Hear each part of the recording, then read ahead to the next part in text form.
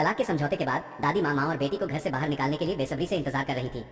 लेकिन लड़की जानती थी कि बिना सामान के उनके लिए जीना मुश्किल होगा। इसलिए जब दादी माँ ने उसकी माँ को अपना सामान पैक करने के लिए मजबूर किया तो लड़की चुपचाप गोदाम में गई और वह सारा खाना जो उसकी माँ ने मेहनत से जमा किया था उसे अंदर रख दिया और फिर अपनी माँ द्वारा बुने हुए कपड़े को भी समेट लिया और फिर संतुष्ट होकर चली गई और उसकी माँ ने भी अपना सामान पैक कर लिया। इसलिए माँ और बेटी नौकरों के साथ अपने दादाजी द्वारा छोड़ी गई हवेली में चली गई।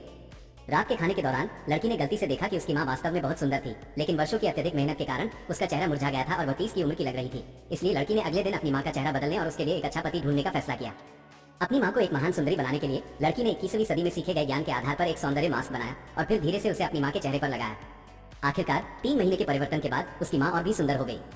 लेकिन जिस बात ने लड़की को चिंतित किया वह ये थी कि इस अराजक युग में सुंदर महिलाओं के साथ आसानी से दुर्घटनाएं हो सकती थी, लेकिन उसे नहीं पता था कि अपनी माँ के लिए एक विश्वसनीय पति कहाँ मिलेगा। हालांकि जब लड़की परेशान थी तभी अचानक एक जनरल घोड़े पर सवार होकर लड़की के दरवाजे पर आया।